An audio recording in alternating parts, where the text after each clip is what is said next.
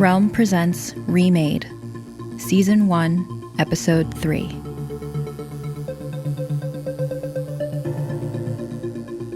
Dying would be easy, and when Nevaeh really took stock of things, she was more worried about the people she was leaving behind than she was for herself. Sure, there were things she'd miss. Pistachio ice cream, TV medical dramas, pedicures. For the past few years, her life had been about grabbing the little pleasures wherever she could, and the thought that she'd had her last scoop of pistachio on a waffle cone was a real bummer. But it didn't change the fact that she was ready to be done now, please.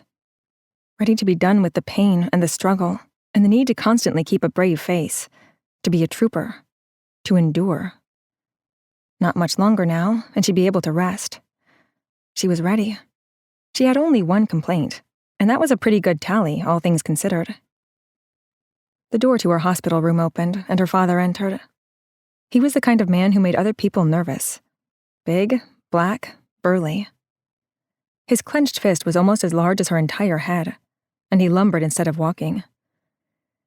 But he was gentle and smart and kind, and today he carried a board game tucked under one arm in the hopes that Nevaeh would be strong enough to play. She usually only had an hour or two each day when she had enough energy to do things, and even that had begun to dwindle. Nevaeh craned her neck to see what he'd chosen. Ticket to Ride, her favorite.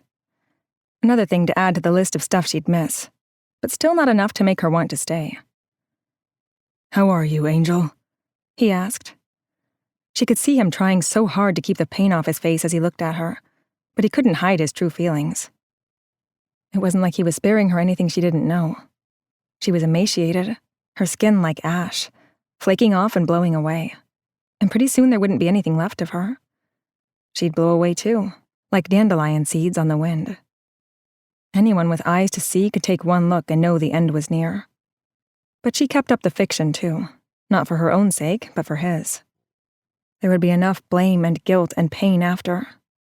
If only she could share some of her peace with him before she went. "I'm peachy keen," she said. Her voice was weak and breathless. He blanched. The lie was too far from the truth, and he could tell she was trying to protect him. He didn't like it when she did that. He said it made him feel selfish. "Where's Mama?" she asked, changing the subject. A beat.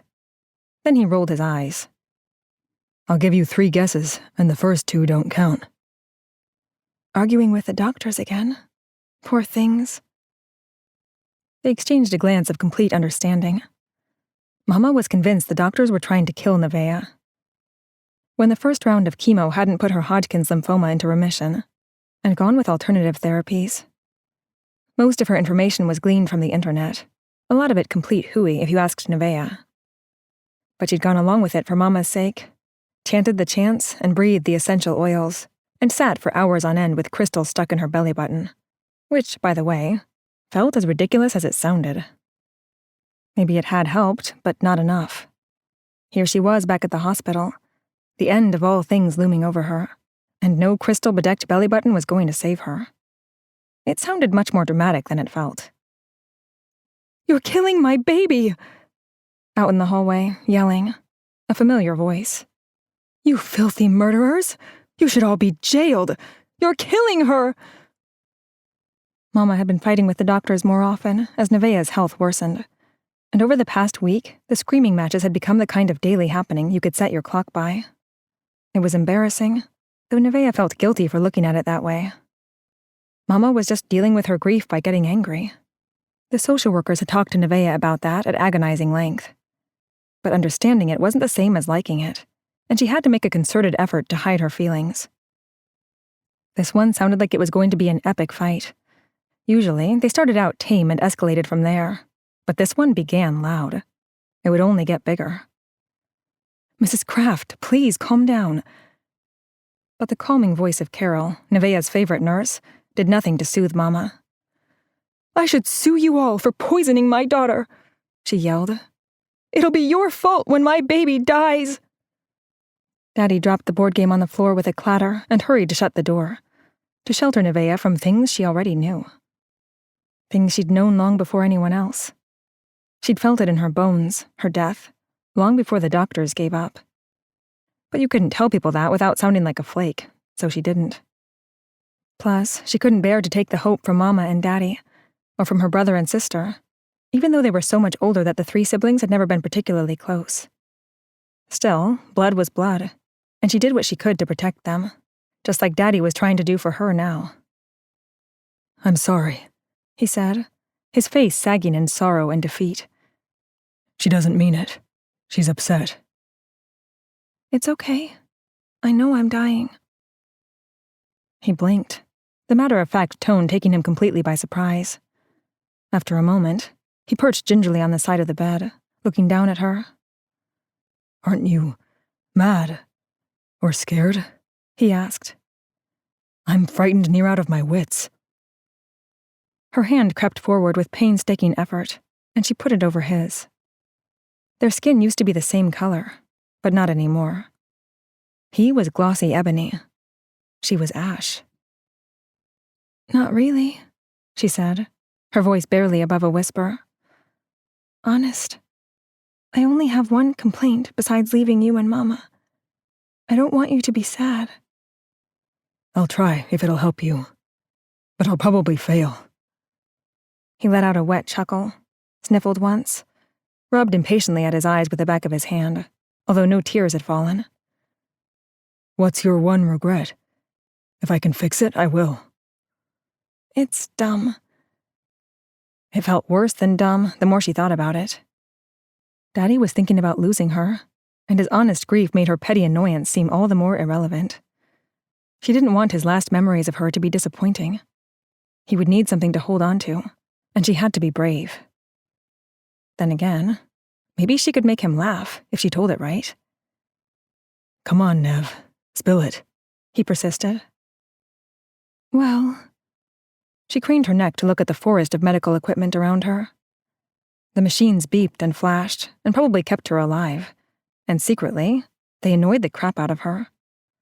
She would have liked to push the whole lot of it down the stairs. "That IV pump? You hear that sound it makes?" They both fell silent, watching the pump, waiting. Beep, beep, beep. Silence. Beep, beep, beep. "Yeah, I hear it." "Remember my dance class?" He snorted. "Do I ever?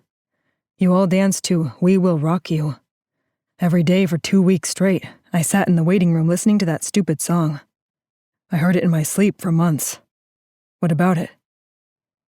Beep, beep, beep. Silence. Beep, beep, beep. "That beeping," she said, her voice growing weaker. All this talking was tiring her out. "Makes me think of that. I'm going to die with the world's worst earworm." His face was a jumbled mix of amusement and grief. "What if I go to heaven," she continued, "and I'm still singing it?" "And at the pearly gates, St. Peter will ask you about your last moments, and you'll have to admit that you were singing Queen?" He began to laugh, tears finally streaming down his face. "I can mute it if you want." "Maybe I can start a Heavenly Queen tribute band," she said, her annoyance forgotten in the need to make him okay. "You've got quite an imagination." Daddy shook his head, wiping his cheeks. But then Mama burst into the room, despite Carol's efforts to keep her outside. Carol was good at everything except for handling Mama. She'd spent hours in Nevaeh's room, monitoring her care, helping her bathe, joining in Nevaeh's famous Grey's Anatomy marathons. But she'd never gotten the hang of pulling Mama out of a rampage. Nevaeh hoped that no one called the news this time. That had been the most embarrassing day out of a long series of embarrassing days. "Hey, Mama," said Nevaeh, hoping to avoid a scene. It was babyish to call her Mama, but Nevaeh had been in and out of hospitals and out of school for 4 years now. Sometimes it felt like she was still stuck at 13, like she'd died back then and was just wasting time and humming Queen songs while her body got with the program. Plus, Mama liked the name, and Nevaeh was hoping that it might help calm things down a little. It didn't work. "You," thundered Mama, pointing a finger at her daughter, "are going to die, and it's—" "Mama," whispered Nevaeh, "I know." There was a shocked silence. Nevaeh never interrupted her mother, and she was just as shocked as anybody else by what she'd said. She opened her mouth to apologize, automatically contrite, but Daddy caught her eye and shook his head ever so slightly. He didn't want her to apologize. That made it even worse. Now she was caught in the middle. She didn't want either of them to be upset. How could she rest easy knowing that they were miserable? "But they killed you," said Mama, wilting visibly. She'd come into the room a vengeful goddess, blown up by the size of her fury. But now she looked tiny and frail beneath the copper bracelets and crystal necklaces strung with organic hemp. "Come on, Kesha," said Daddy. "Let's take a walk. I know how you feel, but you don't want to upset Nevaeh. Let's go talk this through elsewhere and let her get some rest. She's looking exhausted." "She looks terrible," said Mama. Nevaeh tried not to take that personally. After all, she knew it was true. Daddy took Mama by the arm, as Carol hovered with worried concern in the background. After a moment, Mama nodded, allowing herself to be led from the room. As they left, Daddy turned to call over his shoulder.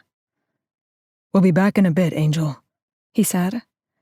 "And then we'll play that game if you're feeling up for it." "Okay." The door closed behind the whole lot of them, and Nevaeh sank into the pillows with a feeling of immense relief. Finally, some peace and quiet at last. Beep, beep, beep. In all the chaos, they'd forgotten to turn the stupid volume off the stupid IV tree so she could rest without the stupid earworm. But she was so tired. Maybe she'd close her eyes and see if she could drift off instead. The always present wave of morphine bliss threatened to carry her away at any moment these days, and she felt it swelling, ready to drag her under. Beep, beep, beep. How had that cheer gone? There was the infamous stomp, stomp, clap, followed by some air punching and heel taps, and then she couldn't quite remember. If she really tried, she could just manage to tap her foot against the bed frame and touch the tips of her fingers together in time with the music. She'd do the cheer for them when they got back. That would make them laugh, and they would remember how at the end she'd cheered and sung. She would do it. She would stomp and clap and sing the words as soon as they came back. Any moment now.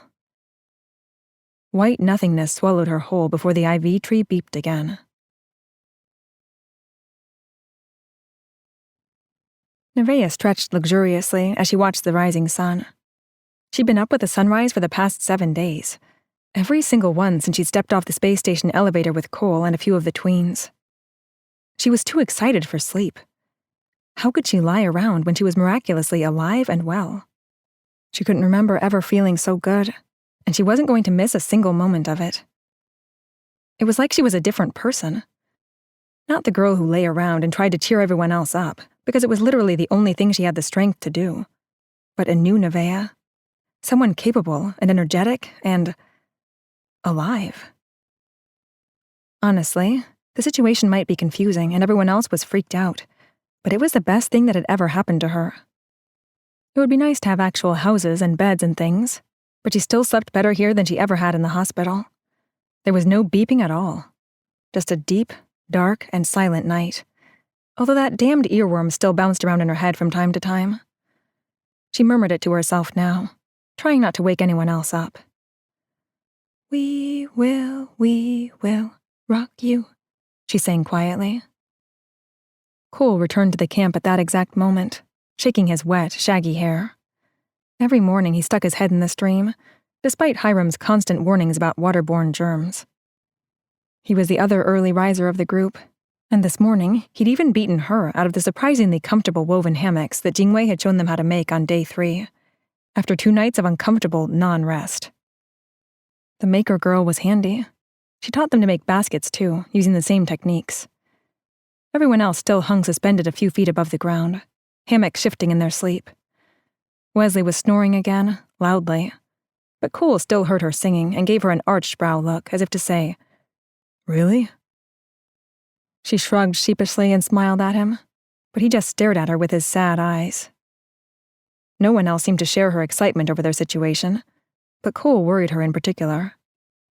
He'd gotten into it with Wesley the night before, When Wesley started yammering again about his "this is the future" theories, and the usually quiet Cole had yelled at him to shut up.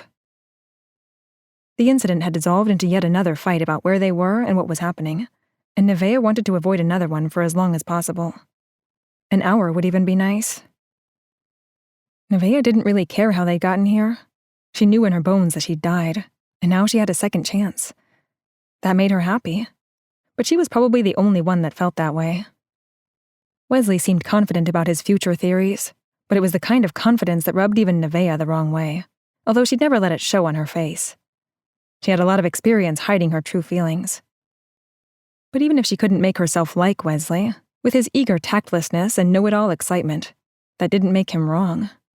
If this was the future, it explained a lot. The decayed ruins that dotted the landscape, the strange constellations in the sky, the caretakers and their space station. It was as good an explanation as any in Nevaeh's eyes. Their situation had seemed to settle on Cole like a weight, and every time she saw him, he'd slumped further and further beneath it. She was worried about him. It felt good to be in a position where someone else had worse problems than she did. Maybe that was mean, but it wasn't like she wanted him miserable. Frankly, the idea that she could actually help someone else for a change was new and lovely. She'd already been putting in a lot of hours around the camp, taking charge of the cooking and cleaning, and making sure the younger kids were well cared for. Not that she minded. She seemed to have a knack for it. With Umtje gone most of the time hunting, there were no adults to take charge, and someone had to make sure everyone was taken care of.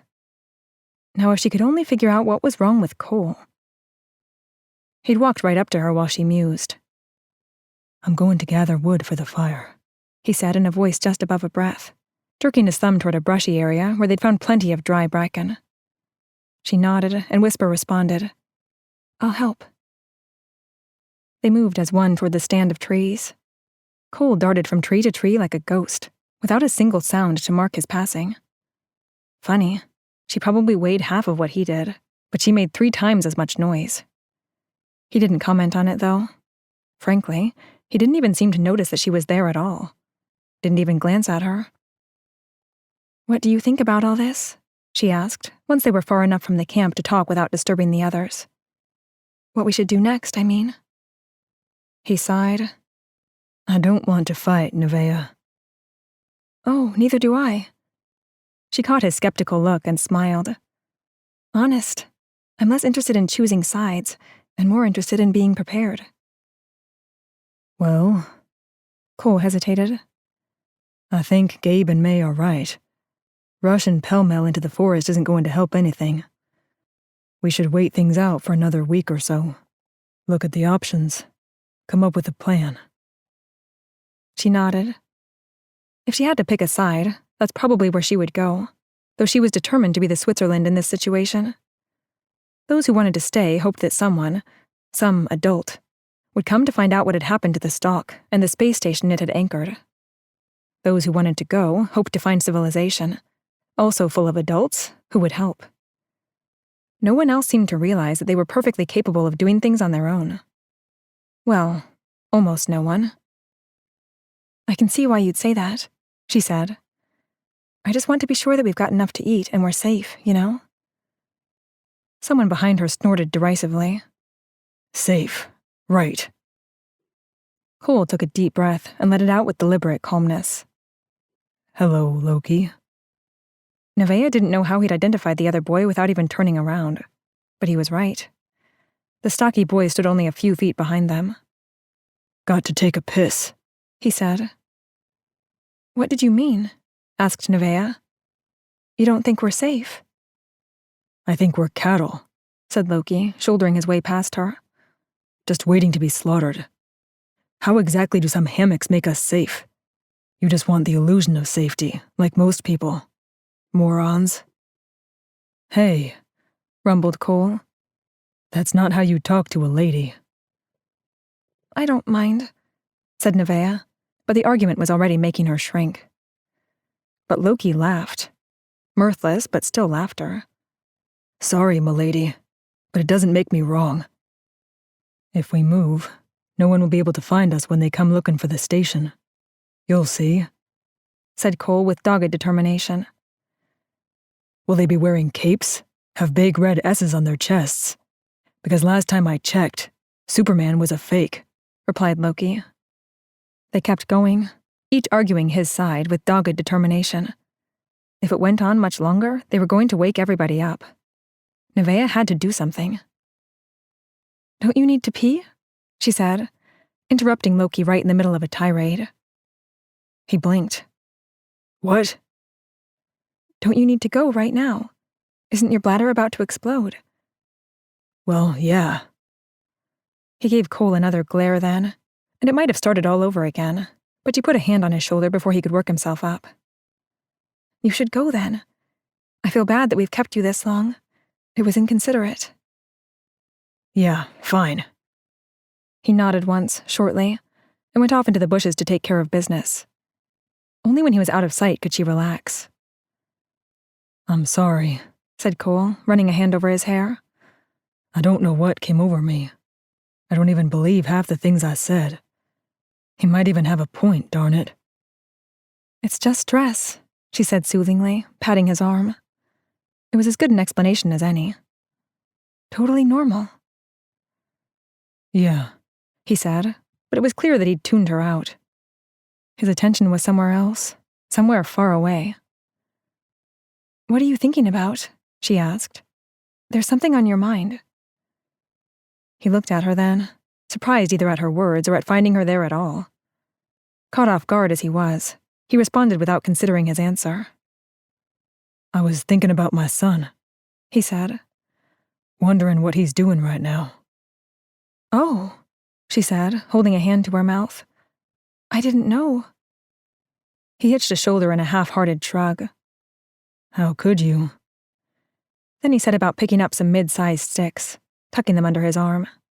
It seemed like the conversation was over until he said, Although, if this is the future, I guess he's not doing anything right now, is he? If it's far enough in the future, that means he's... He trailed off, unable to complete the sentence. And Nevaeh, who had long ago made friends with death, couldn't come up with a comforting word to say. All she could do was put a hand on his shoulder so he knew he wasn't alone. He gave her a grateful, almost smile, and then went back to work. After a moment, so did she. As they gathered kindling, she watched him. He'd never said his age, but she thought he couldn't be much older than she was. Maybe he was serious and responsible beyond his years. She understood that. She'd drifted apart from her friends after her diagnosis. She'd made them uncomfortable, and their worries and concerns had seemed so small to her. She'd had to grow up fast. And if Cole had a kid, they had that in common. But it was the kind of shared experience you didn't talk about. It was too painful, too raw. Instead, you worked side by side and tried to take comfort in the fact that at least you weren't alone. Soon enough, her arms were full, and she told Cole she was taking a load back to the camp. He nodded, continuing to gather way more than she'd ever been able to carry, even before cancer had wasted away her muscles. They were better now, delightfully so, but she'd never been the athletic type to begin with. Her cargo was less than a quarter of his, and her arms were already shaking. But she'd been able to do it in the first place, and that was a miracle.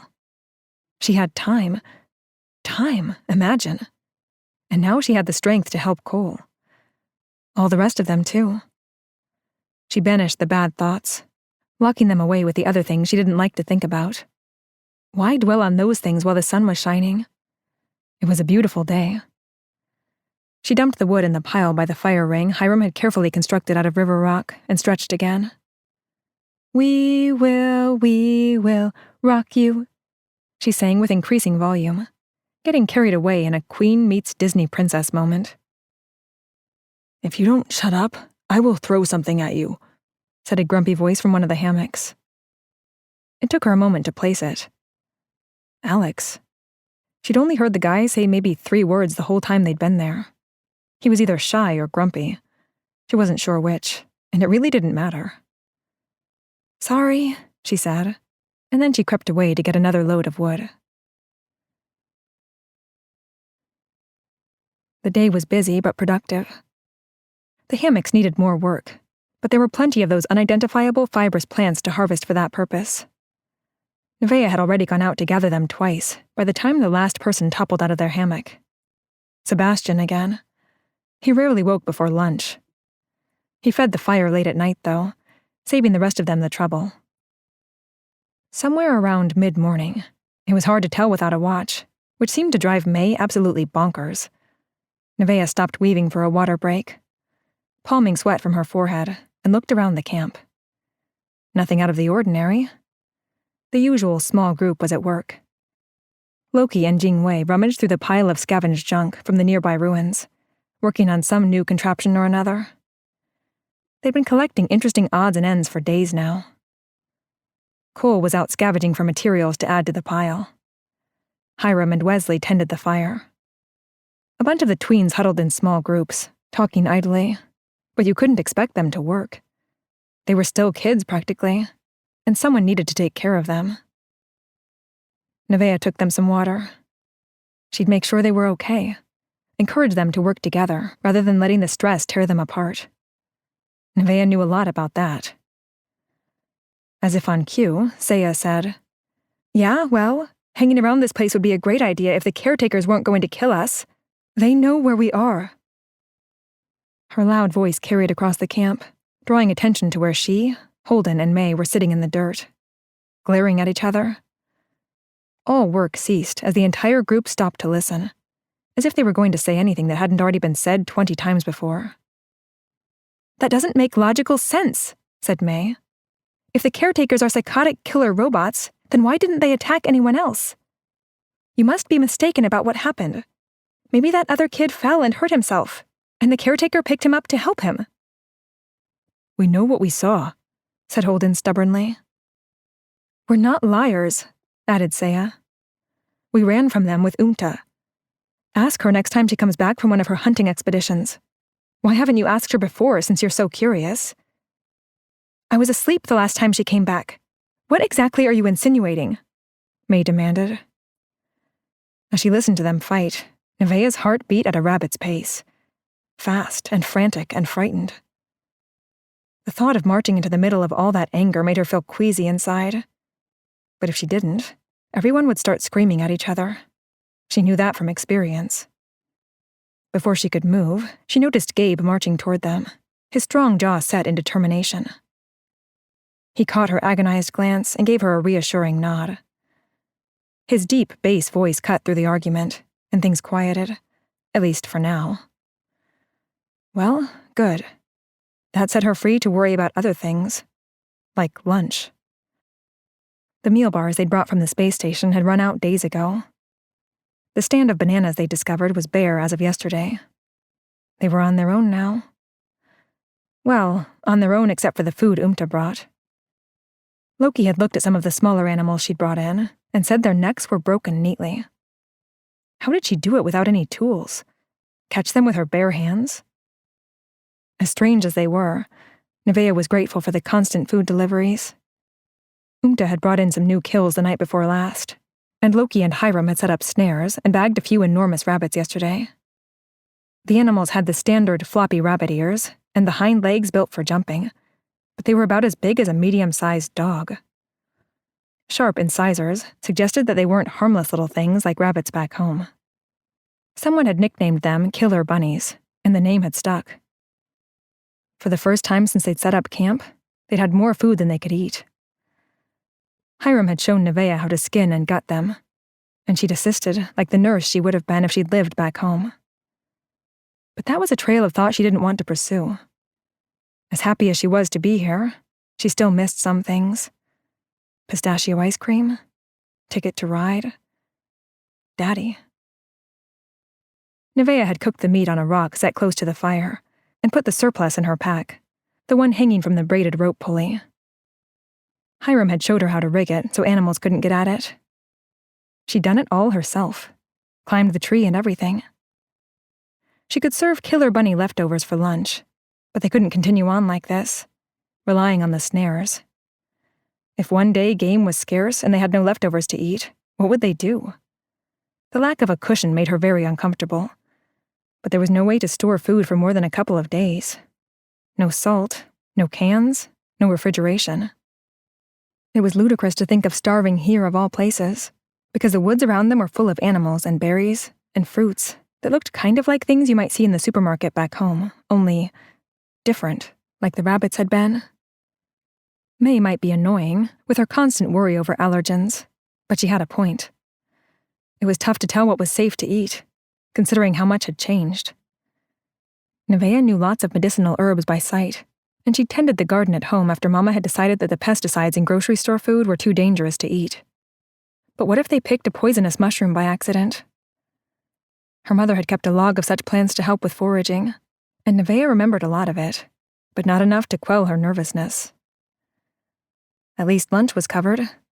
There was plenty of time to plan for the future. All she had to do was handle the here and now. She took a deep, calming breath and let it out. All those meditation classes that Mama had signed her up for hadn't done much to help with the cancer, but they sure did help with her temper. Funny how things worked sometimes. But as she let down the bag holding the leftover rabbit, she knew that something was wrong. Flies the size of quarters buzzed around it, and she could smell the contents when they were still well out of her reach. The wet smell of rotting flesh filled her nostrils. She gagged, and probably would have thrown up if there had been anything in her belly. But she'd been too busy to eat. Few of them bothered with breakfast anyway. As tempting as it was to get rid of the rabbits immediately, she needed to know what had happened. She'd cooked the meat until it was almost a hockey puck before she put it into the bag last night. It was hot and muggy during the day, but the nights were cool. Even with the lack of refrigeration, it should have kept overnight. More than anything, she needed to know what had gone wrong so she could keep it from happening again. They couldn't afford to waste food. Lunch, a desperate voice in the back of her mind wailed. What will we do about lunch? You can't have gotten a second chance at life just to starve to death. That isn't fair. Determination filled her. With one hand, she pinched her nostrils shut, while the other fumbled with the ties at the top of the backpack. They loosened, expelling a gust of putrid air, and she fought the urge to gag again. Opened the bag. Took one look at the slimy, gelid mess that had been roasted killer rabbit. Enormous, maggoty creatures crawled all over it. There was no way they could eat that.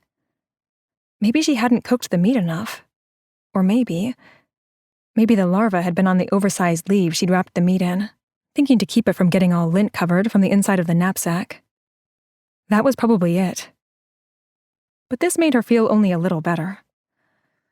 The moment she looked out across the camp, at the people expecting her to produce a meal at some point in the near future, her stomach plummeted again. She smiled, and hummed, which was a sure sign that she was really agitated if you knew her well enough to pick it up. But of course, no one here did. This morning, she had sung out of happiness, but that felt long ago and far away. Homesickness swelled inside her again, even though that was awfully irrational. She missed home, and her parents, and the familiar monotony of life as a terminally ill patient. At least there she'd known her fate. She had the time to prepare. To have a second chance, and then have that chance snatched away so quickly. That was worse than dying had been in the first place. That thought made her so angry that she wanted to punch something. But all the years of meditation had left their mark. She calmed her breathing once again and considered the situation. She wasn't about to give up without a fight. This chance wouldn't slip through her fingers, not if she had anything to say about it. Lunch was the first priority, and she was going to have to get over her concerns about foraging. It was their best option if they wanted to eat any time soon, and frankly, the thought of the earthy taste of a vegetable pulled from the ground made her mouth water after a steady diet of bananas and overcooked meat. There was no sense in causing a panic about their lack of food. So she pasted a smile on her face and waved to Wesley and Hiram, who had finished with the fire and were leaning back on their elbows as they stared into the flames. "Hey, Nevaeh," Wesley said as she approached. He massaged his forehead. "I sure wish we had aspirin. My head hurts." "It does?" she asked, biting back a snarky comment about wishing for aspirin in the middle of the wilderness. She gave Wesley a long look. His color was fine. He didn't appear to be sweating or glassy-eyed. A series of potential explanations rushed through her head. Many of them weren't good, but she reassured herself that it was probably something minor. "Do you have a fever? Let me check," she said, leaning over to press the back of her hand gently to his head. "He's not sick," said Sebastian. The pale, long-haired boy sat in the dirt underneath his hammock only a few feet away. He'd taken a burnt stick from the fire pit and used the ash to wring his eyes like liner. His long-fingered hands toyed with the remains of the stick as he watched them. "He's just being a big wuss. I already checked his forehead. He gave me the same sob story." "Hey, I'm not a wuss," said Wesley. "My head really hurts." Sebastian was right. No fever. Nevaeh frowned thoughtfully. "Have you had any water lately? Headaches are a sign of dehydration," she said. "Nope, my canteen's out." Wesley shook it to illustrate the point. "Mine too," added Sebastian. "Well, why don't you go to the stream and fill them up? Now that you have the fire going strong, you can boil it and have a drink," Nevaeh said in her brightest voice. "Are you sure you can't do it?" asked Sebastian. "I'm pretty comfortable." "Yeah, fill mine too," asked Hiram. "Wait, what?" demanded May, stalking over to them. For such a short person, she sure could look intimidating. "Nevaeh hasn't done enough? Now she has to get your water. What are you, a baby?" "It's okay," said Nevaeh. "I don't mind." "That's the most ridiculous thing I've ever heard." May's strident voice rode right over Nevaeh's quiet one. "Your legs aren't broken," she said to the boys. "Get your own damn water." Wesley and Sebastian grumbled, but they pushed off the ground and collected their canteens. Nevaeh watched in shock as they went to do as May had ordered. She really wouldn't have minded. She wanted to take care of the boys. "It really wouldn't have been any trouble," said Nevaeh. "I don't mind." May scowled and poked her in the sternum. "You quit treating everyone like they're toddlers, and maybe they'll stop acting like it. Got it?" Nevaeh gaped. She wasn't doing that, was she? She was just helping. Her lack of a response seemed to annoy May even more, who muttered to herself as she stalked after the boys. Nevaeh almost called out an apology, but it felt like that would only make things worse. She gave herself a little shake. No time to worry about her now. The problem of lunch still plagued her. She had to solve the food situation. How hard could it be? She surveyed the camp with thoughtful consideration. Who could she trust to follow through? Then she noticed Holden and Saya, still sitting where May had abandoned them moments before. It was clear to anyone with eyes that Holden loved Saya. He worshipped her. Nevaeh wasn't sure if Saya was willfully blind to it or pretended to be, and she couldn't understand that above all else. She would have done a lot of things, had done a lot of things, including sticking freezing cold crystals into her belly button, to live long enough to be part of an epic love affair, even if it meant having her heart broken at the end. Whatever Saya's problem was, Nevaeh hoped she worked it out so the two of them could be happy together. Maybe it was their destiny. At this moment, Nevaeh's destiny was to make lunch. Maybe it wasn't as impressive as an epic love story, but it was challenge enough. And she could make use of Holden and Saya. They had good heads, and seemed extra cautious after whatever had happened to them up in the space station. And if it gave them the opportunity to move past their problems, so much the better. The thought of playing matchmaker gave Nevaeh a bit of a thrill. If she couldn't be in love herself, at least she could bask in it. Help it along. Be part of the story somehow. When she approached the pair, Saya brightened immediately, but Holden looked at her like she was an unwelcome intruder. Her smile didn't waver. He'd soften up soon enough, once he realized what she had planned. "Hey," she said. "Mind if I join you?" "Not at all," said Saya. She scooted over, and Nevaeh settled down into the grass. It was thick and spongy like a carpet, nothing like the scrubby, pathetic crabgrass back home. Maybe Mama had been right, about one thing at least, and all the chemicals and pesticides people poured on their lawns did more harm than good. This grass felt good enough to sleep in, if you weren't worried about snakes. It cushioned her bony body. She'd always been too skinny.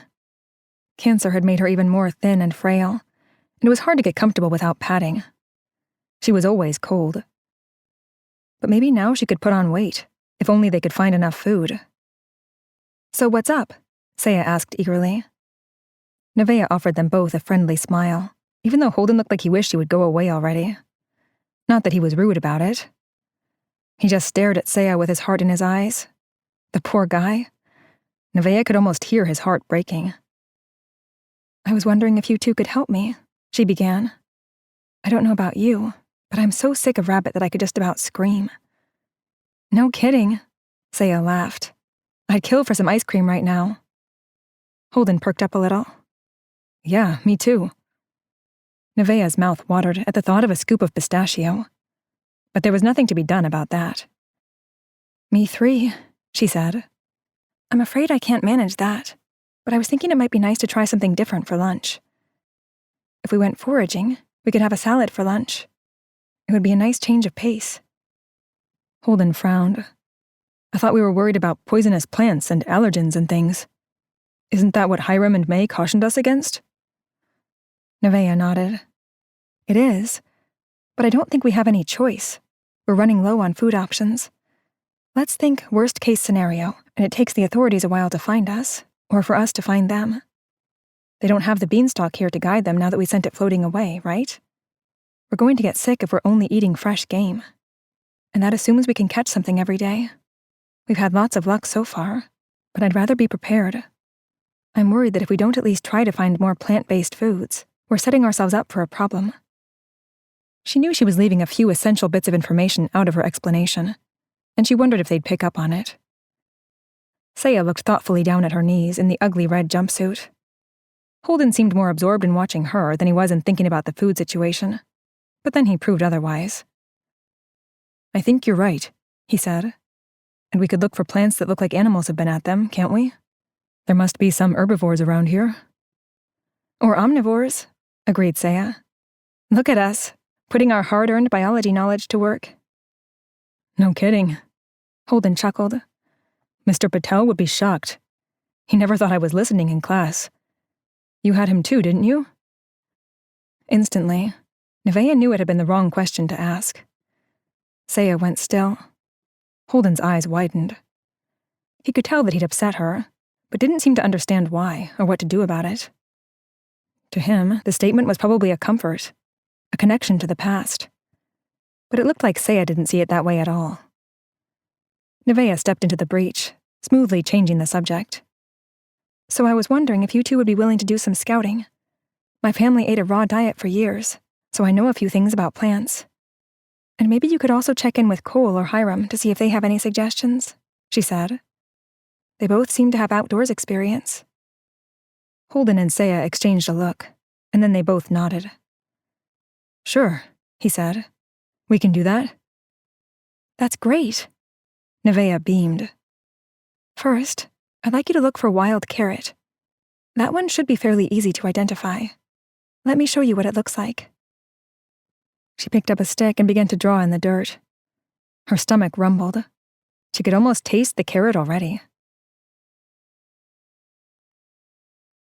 The whole thing worked better than she'd expected.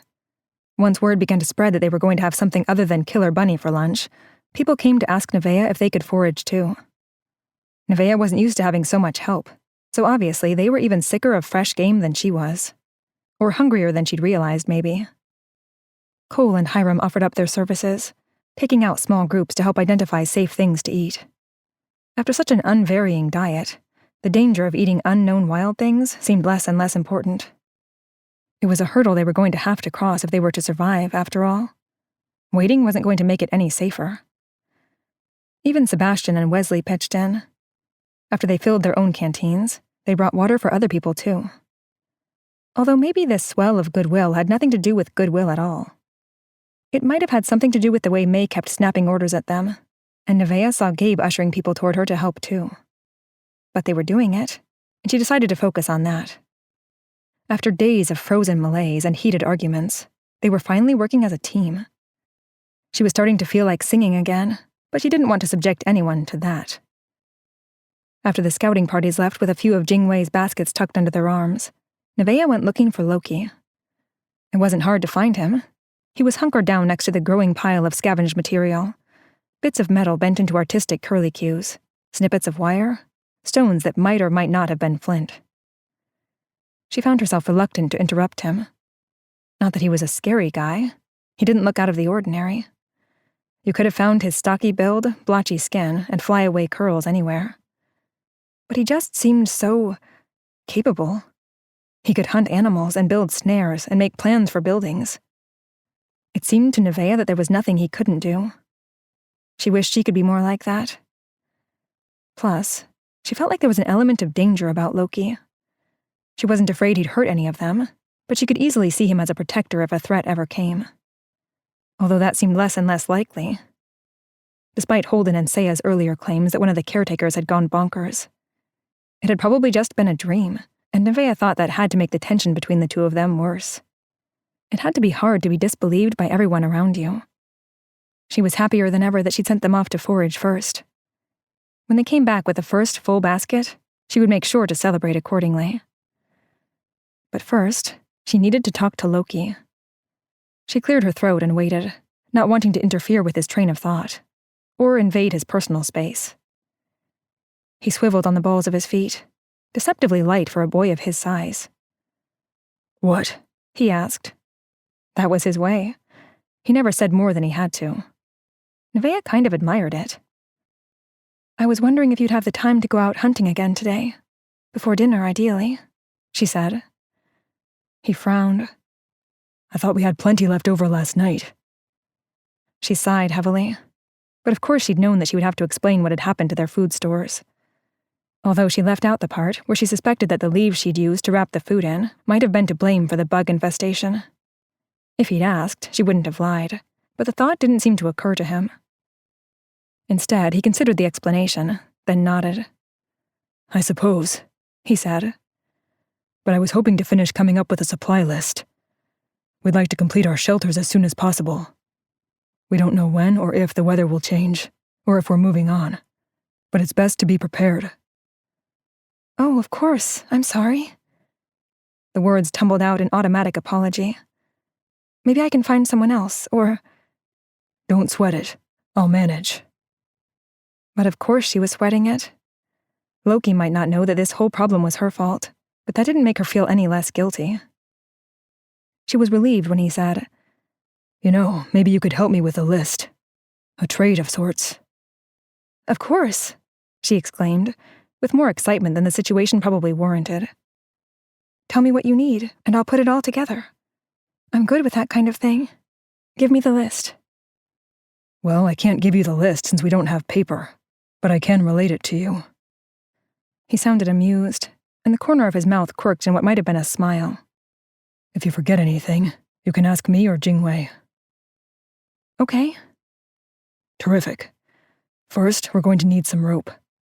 I was thinking we might braid some more out of the same materials we used for the baskets. Do you know how to do that? He asked. I do. Hiram taught me. Great. And then? He went on, and Nevaeh listened with all her might, determined to be useful. At lunchtime, there was a salad, and lo, it was beautiful. If she'd ordered it in a restaurant, back home, during one of the rare stretches when she was well enough to go out in public, and Mama wasn't in one of those phases where she was convinced that the additives in restaurant food would kill you, she would have been disappointed. This salad lacked brightly colored dressing, a breadstick on the side, croutons. Once, she would have automatically turned up her nose at a salad that wasn't at least half croutons. Sometimes she'd only been able to stomach bland starches, and had developed quite a taste for them. But this salad was different. It had taken almost 2 hours to collect all the ingredients, since they tried to limit themselves to types of plants that had shown signs of animal consumption. Even so, it might be deadly. She couldn't wait to eat it. About half the group had already sat down to eat, and the reception had been overwhelmingly positive. Nevaeh couldn't wait to join them, but the whole process of making the salad was a lengthy one, even after the ingredients had been harvested. May and Sunita washed each basketful of vegetables with boiled water, and carefully inspected each piece for insects, mold, or fungus. Anything that didn't make the cut was discarded. Then the remainder had to be broken into smaller pieces by hand, or, if necessary, hacked into uneven bits with a small piece of metal borrowed from the supply pile. Nevaeh had mixed it all up in the largest basket they had. It was one that May had woven into careful, precise whirls. Nevaeh was ravenous by the time May approached with the final basket. Nevaeh wanted to finish up so she could eat. Her knees were starting to go weak. May wore a concerned expression, but that was nothing. She'd worn the same expression every time she'd come up, worried that such and such plant was poisonous or infested with grubs or something. May was a worrier to the bone, and Nevaeh tried to have patience with it. Tried to identify with her instead of getting exasperated. But this was the 4th time in the past hour, and she was hungry. And every minute she spent reassuring May was another minute she had to wait to eat. So before May could even get a word out, Nevaeh said, "I'm sure it's fine, May. Just put it in the basket." May's wide eyes stared at her from underneath a fringe of bangs. Then they narrowed. "No, I'm pretty sure this isn't wild carrot. You said the stems were green and hairy. This one is smooth and has purple dots all over it. That's not what you said." Nevaeh's stomach fell to her knees as May held up the plant in question for inspection. If May was right, it meant one thing. "Is there more of it?" Nevaeh demanded. "Did you see any others like that one?" Now May's eyes went even wider, but she shook her head. "No, this is the only one I noticed," she said. "I'm sure of it. I have a system, you see. I sort the harvest by type, and then—" "I'm glad," Nevaeh interrupted. "Can we get rid of that, please? And you should probably wash your hands. I think—" She gulped, trying not to dwell on what could have happened if she was right about the plant. If it had gotten into the food supply. "I think that's hemlock, as in the tea that killed Aristotle." "Socrates," May said. "Wrong philosopher." "Who cares?" Nevaeh threw up her hands. "No one cares whether it's Socrates or Aristotle or John Stewart. You're holding a poisonous plant and we're eating salad." May blinked, recoiled, and threw the hemlock onto the ground. Expressions flitted across her face. Anger, fear, embarrassment. But none of them stuck, and her face settled into stubborn blankness. "Well, someone didn't listen to the safety briefing. It's a good thing I did." "So you think it's my fault?" Nevaeh felt a wave of guilt. May was probably right. "Don't be ridiculous. You can't be responsible for everything that happens around here, remember?" May's eyes narrowed in thought. "We'll need to institute a system to triple-check everything and— Wait a minute. Is it a contact poison?" "It won't kill you by touch, but it'll give you a heck of a rash. We had to pull a stand of it out to put in our garden," said Nevaeh. "Well, why didn't you say that before? I'll wash up thoroughly." "Good," said Nevaeh, already feeling ashamed for her outburst. But May was already halfway down the path to the stream. "And thanks," she called after her. She took a moment to collect herself after May had gone. It was one thing to know that foraging was dangerous, but another, indeed, to realize that a killer plant had almost gotten into their food. Without proper medical attention, the people who had gotten that salad would have died. At least it probably would have been her. The plant still lay on the ground where May had dropped it, and she picked it up, using a large leaf to shield it from her skin. Its white flowers bobbed merrily as she tried as hard as she could to remember exactly what the hemlock had looked like. But now, with so much riding on her memory, she doubted herself. The flowers didn't look quite like she remembered, so perhaps this wasn't hemlock after all. That would be a relief. Still, she should probably be sure. And Hiram was the best authority they had on plant life. She took it over to the fallen log where he'd sat to eat his lunch and held it out to him. "Take a look at this," she said. "Would you?" He wiped his hands fastidiously on his jumpsuit before he took the plant. Within moments, he dropped it. "Where'd you get this?" he demanded. "It was in the last basket," she said. "I'm not sure who collected it." But she had a suspicion. Holden and Saya had been the first ones back, just as she'd predicted. They'd gone out without Hiram or Cole to help them select the plants. Only her impromptu lesson. and as the baskets had come in, she'd stacked them one atop another. It only made sense that the first one back would have been at the bottom. But it wasn't proof, and she didn't say anything. Besides, even if she was right, what good would it do to make Holden and Saya even more miserable than they already were? "It's hemlock for sure," said Hiram. "Don't let anyone eat it. Are you sure no one has had any?" "I'm positive. I mixed up the baskets before we served them. We didn't have anything else that looked like this. May caught it before it even got to me. It's okay, Hiram." He looked like he was going to have a coronary at the young age of, 13? At least Nevaeh knew what to do if he had one. Carol had given her some old nursing textbooks when she'd learned that Nevaeh wanted to be one when she grew up. But Hiram didn't stroke out. Instead, he closed his eyes, pressed his hands together, and said a fervent prayer. When it was over, he said, "We'll have to be extra careful when it comes to food, Nevaeh. One mistake could be fatal. If we're alive at all anymore." He looked around mournfully. Nevaeh nodded and smiled, even though it was annoying to be lectured on something that was so obvious. She wanted to roll her eyes. Instead, she asked him to help look over the last of the food, and they prepared it without much in the way of conversation. By the time she finally sat down to eat, it was without joy. Her belly churned with nervousness, and she spent more time watching everyone else than she did enjoying her meal. Maybe Hiram was right. Maybe this was hell. After the meal, everyone went back to whatever they'd been doing before lunch, but Nevaeh couldn't relax. She kept finding excuses to walk around the camp and check on everyone. Everyone except May. She felt a swell of anxiety every time she looked at May and thought about the hemlock. To distract herself, she refilled water bottles, asked idle questions she didn't care to hear the answers to, generally made a fuss. It was mama-level hovering, the kind that used to drive her wild, and now she was doing it too. Apparently, the apple didn't fall far from the tree. Except that they couldn't even eat apples out here because they might be poisonous too. It was an unreasonable worry, but Nevaeh couldn't help herself. But as the minutes ticked by and no one started foaming at the mouth or convulsing or any of the 100 other horrible things that she'd been worrying about, she finally began to relax. Maybe life here was dangerous, but as long as they were careful, as long as they had each other's backs, they'd be fine. Loki began to gather his hunting party. Unsurprisingly, Cole and Hiram were the first to join. The three of them had brought in the most food so far, unless you counted Umta, who really should have been in a category of her own. Wesley volunteered enthusiastically, and Loki glowered but didn't say anything. As they gathered up their pointy sticks and instruments of destruction, an idea occurred to Nevaeh. She walked over to where Saya was talking quietly with May. Maybe she could extend an olive branch and solve a problem at the same time.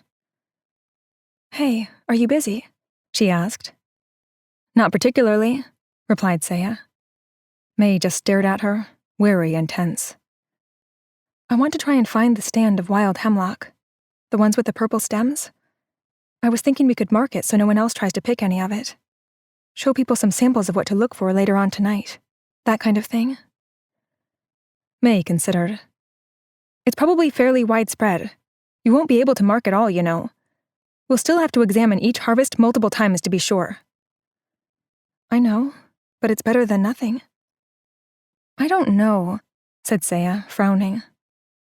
Nevaeh began to suspect that the two of them had been talking about her. May had probably told Saya all about the hemlock, and how Nevaeh had almost gotten them all killed, and now they were giving her twin looks of disapproval. Or was that just paranoia? "We are in the wilderness. Why worry about one stand of hemlock in the middle of all this greenery? There's got to be a ton of hemlock out there." Nevaeh took a deep breath before she answered. "Look, I know we can't mark it all. That's true. But you were right earlier, May. It's been a long time since I could do anything at all, and I thought I was helping. Instead, I was fussing over those boys the way my mama used to fuss over me. She never let me do anything for myself, like having a life would make me sicker. I'm not stupid or incapable. I wanted to be a nurse. But she treated me like I was helpless. I hated that. God, you have no idea how much I hated that. And now I'm doing it too." There was a long pause. Long enough that Nevaeh started to get uncomfortable. Maybe this was a mistake. Then Saya gave May a glance before she said, "Damn, I had no idea." "Well, how could you?" asked Nevaeh. She paused, thinking of Cole's revelation earlier. None of us really know each other, do we? I think what I'm really saying is that I want to do more to make everyone work together. I thought clear designations of hazardous plants might make it easier to recruit foragers, train them properly. But if you have better ideas, I'm listening. May huffed. Saya elbowed her. "What?" asked May. "We can mark all the hemlock you want. I'm just saying that it's going to take more than that to make this group work together on anything." Saya nodded. "You can say that again." "We have to start somewhere," Nevaeh said. "Will you help me?" The other two girls exchanged a look and then nodded. "Sure," said May. The day was already warm, and the air wet with humidity. Nevaeh was glad for her short hair, although she was beginning to be quite annoyed with the jumpsuit. This fabric definitely didn't wick away sweat, although it was ridiculous to complain about that, so she didn't. Saya had pulled her arms out of the top half of her jumpsuit and tied the empty sleeves around her waist. Underneath, they all wore tank tops. She looked much more comfortable, but neither May nor Nevaeh followed her lead. Before she'd come here, Nevaeh had gotten accustomed to covering up, what with all the surgical scars she used to have, and old modest habits die hard. She wasn't sure what May's deal was. At first, they worked in silence. Nevaeh wanted to say something, but she didn't know what. She wasn't used to spending time with people other than her parents or healthcare team. And ever since they'd arrived here, most of their conversation had centered around what was happening and what they ought to do about it. So she stayed silent and looked for poisons. Then a plant caught her eye. Not hemlock, but something embarrassing. She blushed and clapped a hand over her mouth, but couldn't keep from bursting out into giggles. "What?" asked Saya, instantly alert. It's Nevaeh pointed, trying to calm herself. It was immature to be so ruffled. "Look at that!" Saya looked, and her mouth went into a round O of surprise. "Well, that's impressive." "What is it?" asked May from a few yards away. "It's a flower that looks like a giant dong," said Saya. The word dong made Nevaeh giggle all over again. May took one scandalized look at the plant and went scarlet with embarrassment. And that made Saya and Nevaeh collapse with laughter. "Maybe we should take a bouquet of them back to camp," said Saya, snickering. "If I knew they were edible, I'd serve them up with dinner," Nevaeh said. "Oh, that'll go over well." May rolled her eyes. "Can you imagine telling the others that supper tonight is killer rabbit and penis plant salad?" Nevaeh laughed so hard that she snorted, which only set everyone off again. It felt good to laugh together. "Here are some purple stems," said Saya, who'd recovered from the laughing fit first. "Are these hemlock?" Both May and Nevaeh took a look and agreed that it probably was. So Nevaeh ripped the collar off her jumpsuit and tore it into little flags with effort. She tied one of them around a tree branch that hung over the stand of poisonous plants. "That looks cute," said Saya, looking at the new and improved jumpsuit. "Much less industrial chic." Nevaeh smiled and shrugged, dismissing the compliment. But her hand rose to the exposed patch of skin, which was smooth and healthy and brown. Her port had been there once. If she'd recovered, she would have had a scar there for the rest of her life, ugly and misshapen, and she would have hidden it. But now she didn't need to be ashamed of her body and how it had let her down. "If we find enough hemlock, we might need your collar too," she suggested. Saya smiled. "You're welcome to it." May rolled her eyes again, but there wasn't much heat to it. She didn't seem relaxed. Nevaeh wasn't sure that word was in her vocabulary. But she didn't seem quite as disapproving as she'd been before. Maybe Nevaeh had misjudged her. Maybe her life before this had been a hard one, where excellence was the only option. Overbearing parents, probably. Now Nevaeh felt guilty for disliking her so much. She understood pushy parents. "There's some more of those perverse flowers," said May as they walked down the path. You think we should mark those? Joked Saya. Nevaeh opened her mouth to answer, but was interrupted by a scream in the distance. You surprised me, you jerk, scream. Nora, you got me a new car, scream. This was an agonized, frightened, someone might be dying right now, scream. And for a moment, Nevaeh worried that she'd missed some hemlock and really had poisoned someone to death. But that didn't make sense. The three girls froze, looking at each other with wide eyes. The scream was followed by shouts of alarm. The boys' familiar voices filled with anger and fear. There were animal yowls, unidentifiable ones. But no more screams, and there was no telling whether that was a good thing or a bad one. Nevaeh did not want to see whatever was happening. It was bad, for sure, and she wanted no part of it. But to think that way was despicable. Someone might be hurt. They might need medical attention. After all the time she'd spent in the hospital, not to mention the hundreds of hours of medical dramas she'd watched and the medical books Carol had given her, she knew some things. Not much, but there was no doctor in the house. It would be her or nothing. But she couldn't move. What if someone was hurt so badly that she couldn't save them? It wasn't like she really knew anything useful anyway. Someone else would certainly be more capable of dealing with this than she was. But May didn't share those worries.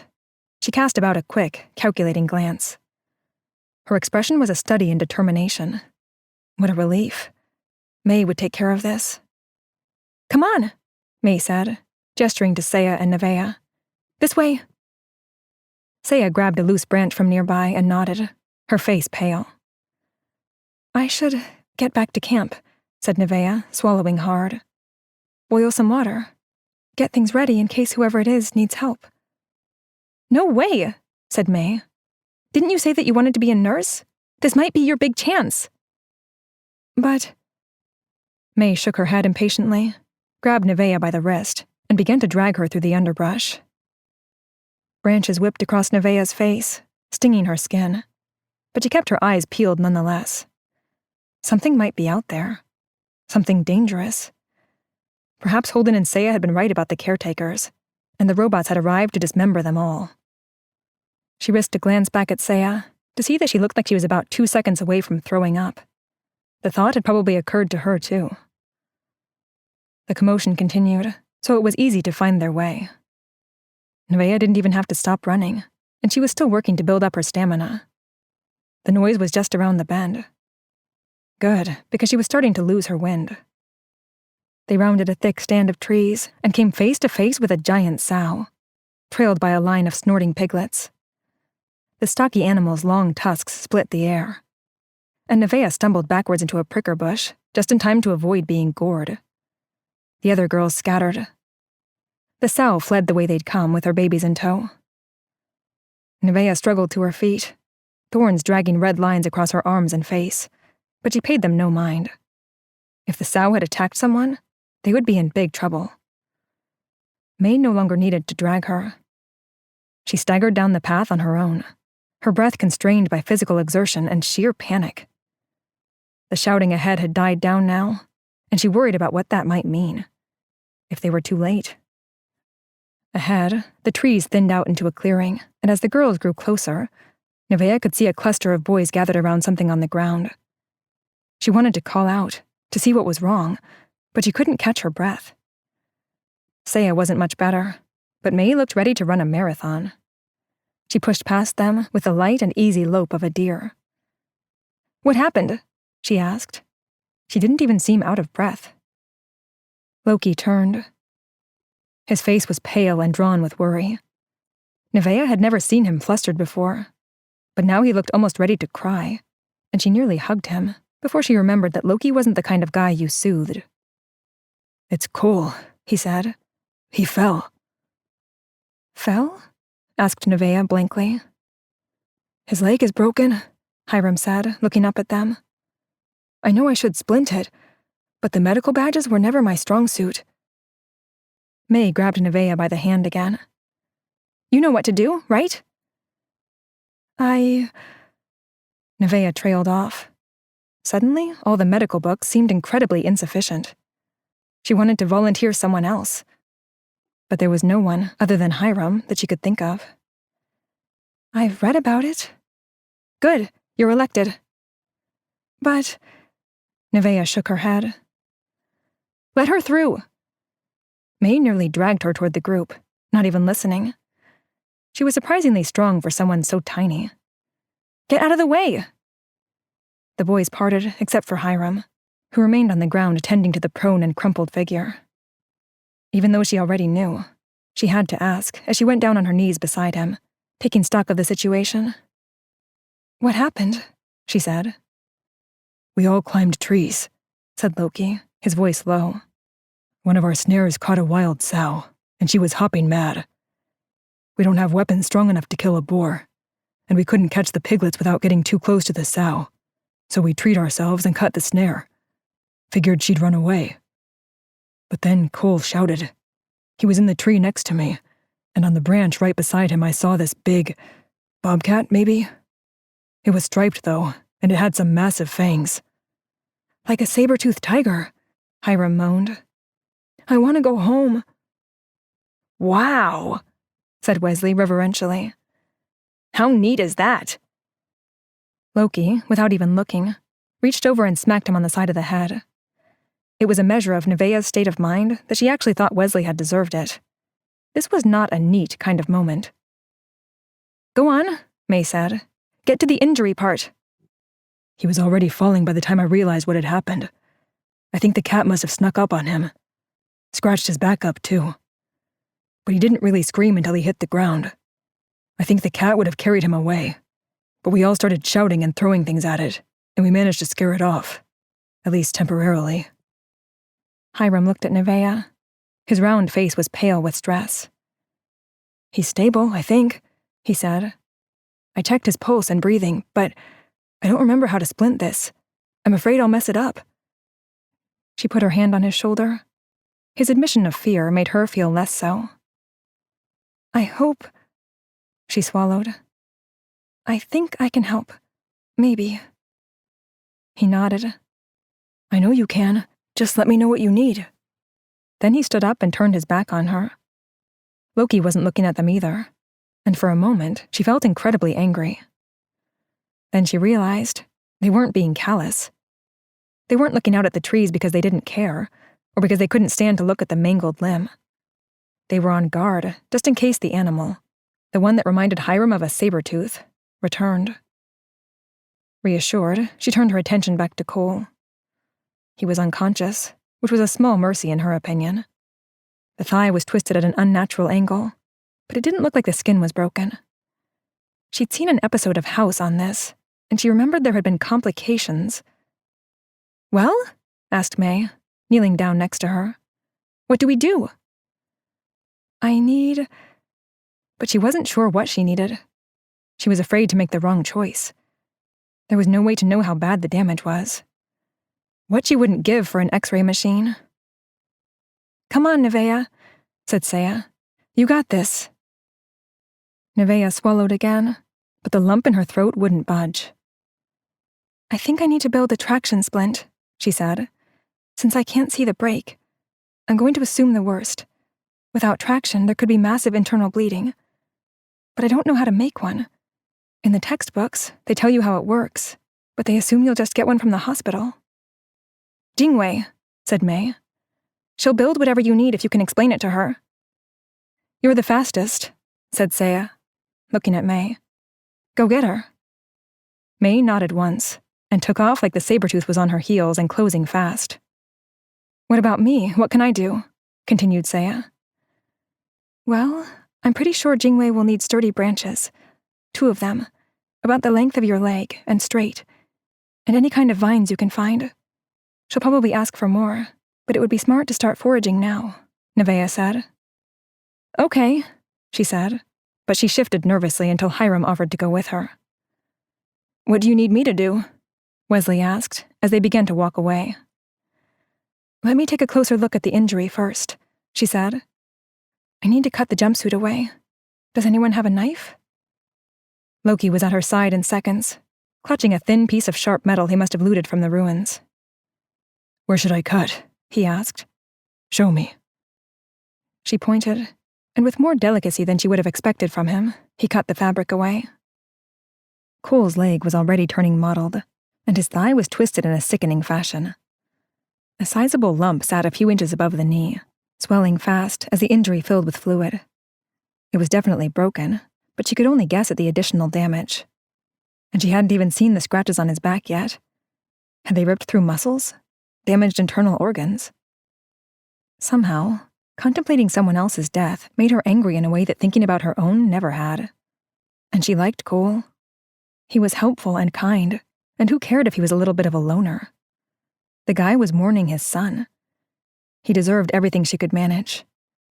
To shirk away from it because she was scared was unthinkable. "Okay," she said, setting her teeth in determination. "We can do this. Wesley, you take his foot. Hiram, you take his head." They did as she said, pulling the leg straight again. It didn't do much to improve the bruising and swelling, but it didn't look like it was getting any worse either. She checked Cole's pulse and breathing. All steady. Weaker than she liked, but steady. "Can we let go yet?" Wesley asked after a few minutes had passed. "My arms are starting to hurt."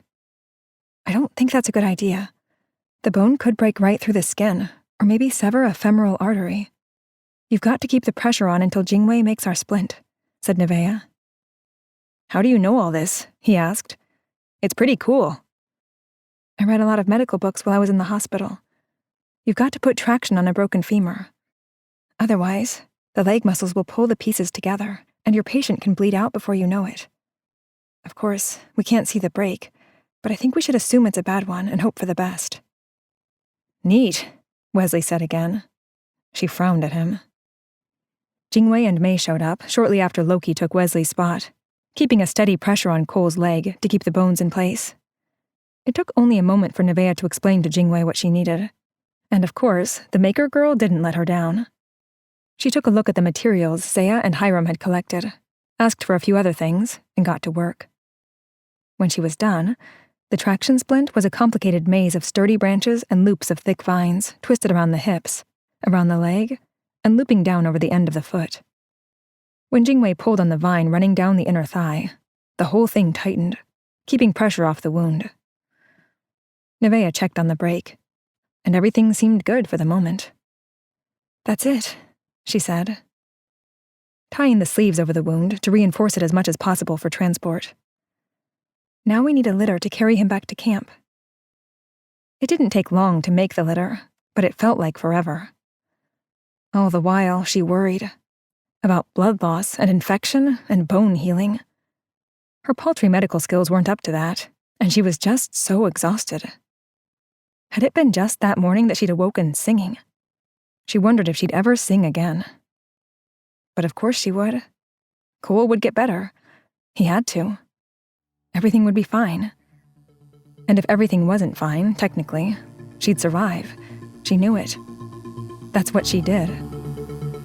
And she'd do it with a smile.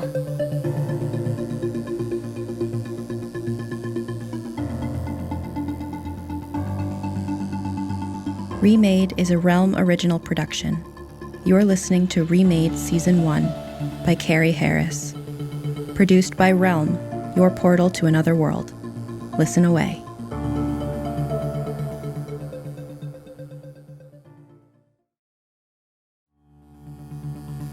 Remade is a Realm original production, created by Matthew Cody and written by Matthew Cody, Andrea Phillips, Carrie Harris, E.C. Myers, Kiersten White, and Gwenda Bond. Produced by Lydia Shama, and executive produced by Julian Yap and Molly Barton. Starring Greg Tremblay and Laurel Schroeder. Audio directed, produced, and sound designed by Amanda Rose Smith. Additional editing by Corey Barton. Original theme composed by Amanda Rose Smith. Cover art by Liz Castle. Find more shows like Remade by following Realm on Apple Podcasts, Spotify, or at realm.fm.